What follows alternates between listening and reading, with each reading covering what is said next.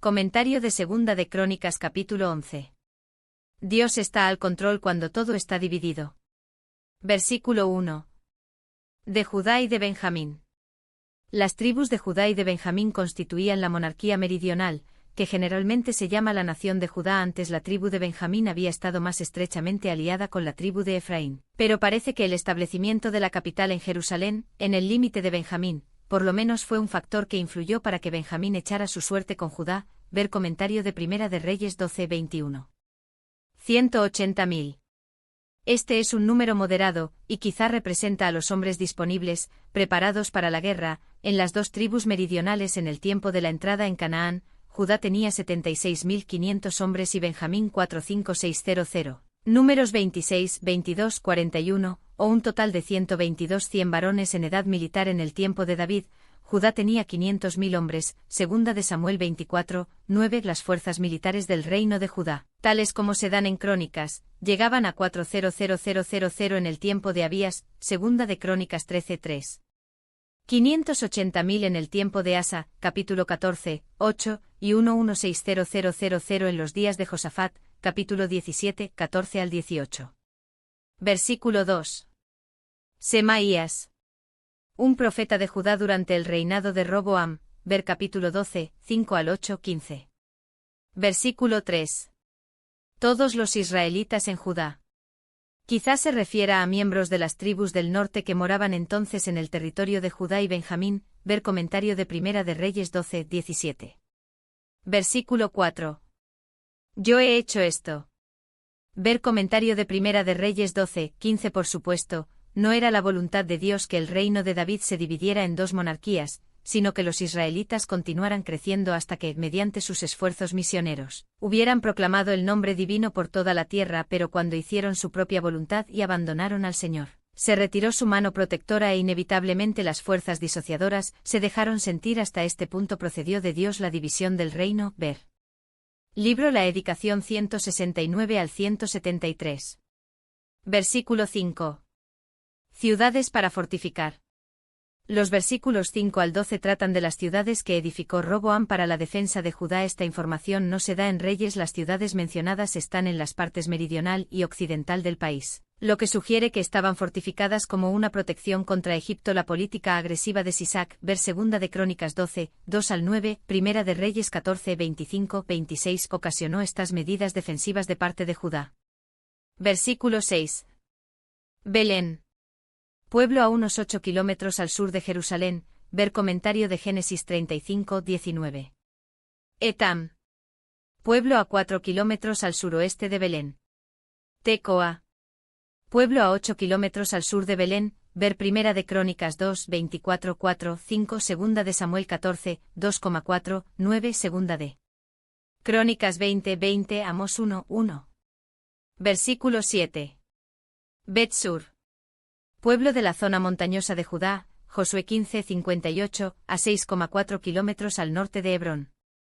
Soco.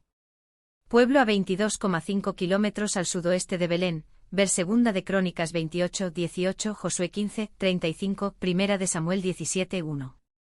Adulam. Fortaleza mencionada en los días de David, Primera de Samuel 22, 1, y de nuevo en un periodo posterior. Nehemías 11:30, Miqueas 1:15. Adulam estaba en el límite de la Sefela. Versículo 8. Gat.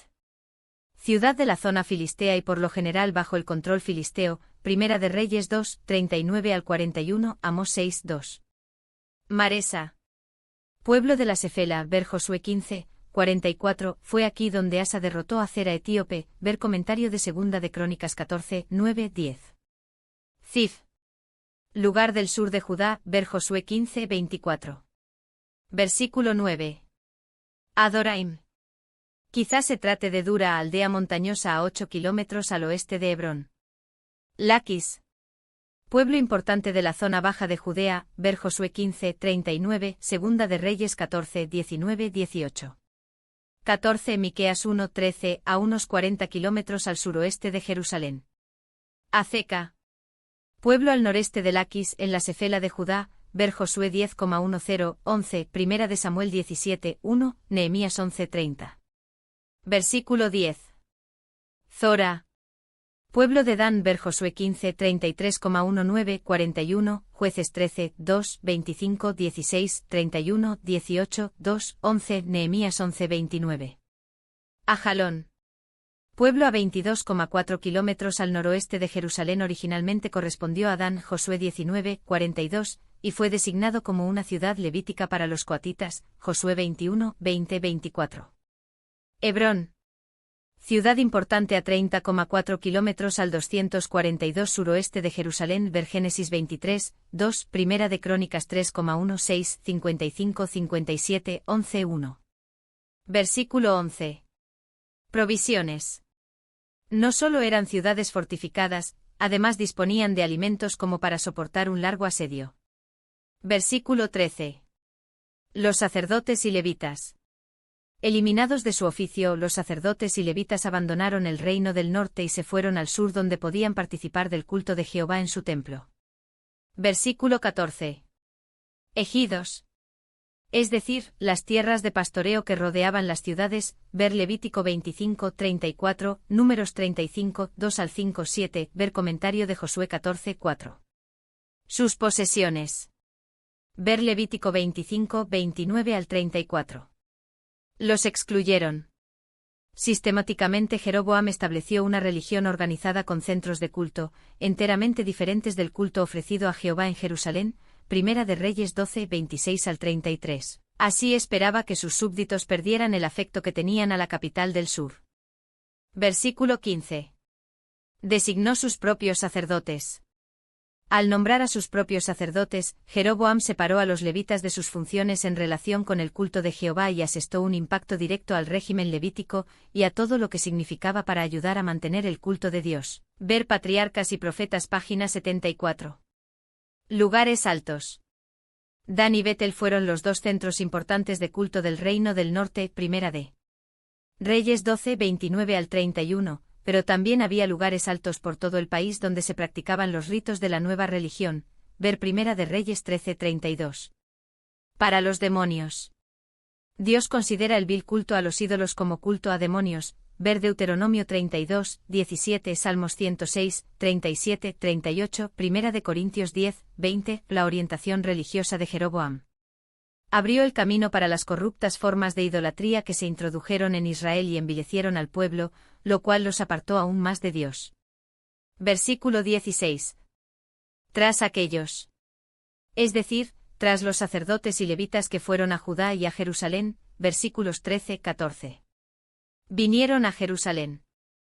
Esta gente se trasladó a Judá al dejar a Israel e ir a Judá buscaba la oportunidad de rendir culto en Jerusalén. Jeroboam había dispuesto impedir las visitas a Jerusalén con el propósito de rendir culto en los días de Asa. Otra vez hubo una migración de los fieles adoradores de Jehová al reino meridional. Capítulo 15, 9. Versículo 17. Fortalecieron el reino. La influencia que tuvieron en Judá los sacerdotes y los fieles adoradores de Dios sin duda provocó un mayor fervor en la vida religiosa del reino del sur y contribuyó a la fortaleza moral de la nación. 3 años. El éxodo de los adoradores de Jehová que dejaban el reino del norte se efectuó. Durante los primeros 3 años del reinado de Roboam, mientras fue fiel a los principios de rectitud, ver capítulo 12, 1. Versículo 18. Jerimot. En ninguna otra parte se lo nombra entre los hijos de las esposas de David. Segunda de Samuel 3, 2 al 5, 5, 14 al 16, Primera de Crónicas 3, 1 al 9, 14, 4 al 7, pero podría haber sido hijo de alguna concubina de David que no se menciona. Primera de Crónicas 3, 9. Según la Biblia Reina Valera revisada, Jerimot sería hijo de David, y de una sobrina de este. Sin embargo, según una interpretación posible del hebreo y de la Septuaginta, Roboam tomó por esposa a Maalat, hija de Jerimot, y a Abiai, hija de Eliab, hija de Eliab. Quizá nieta. La palabra hebrea para hija también puede corresponder como una descendiente más lejana. Ver comentario de Primera de Crónicas 2,7, la hija del hermano mayor de David. Primera de Samuel 17,13. Difícilmente podría llegar a ser esposa del nieto de David. Así debe explicarse si se interpreta que el texto dice que Roboam tomó 2 esposas y tomó una sola. La hija de Eliab habría sido la abuela de la novia. Versículo 20. Hija de Absalón. Quizá Maaca era la nieta, ver comentario de versículo 18, de Absalón, puesto que Tamar fue su única hija, ver comentario de Primera de Reyes 15:2. Versículo 23. Obró sagazmente. Roboam sabiamente fortaleció su reino dispersando a sus hijos por toda Judá, donde sin duda ocuparon puestos de responsabilidad y procuraron fomentar intereses locales además de los del trono. Muchas mujeres.